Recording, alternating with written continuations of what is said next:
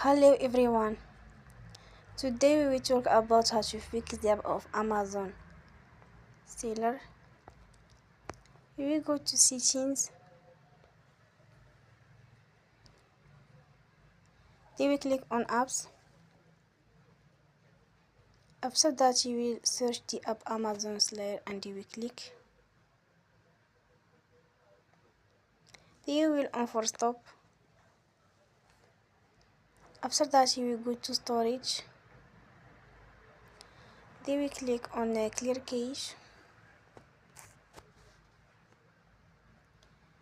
In the end, turn off your phone and you will restart your phone again.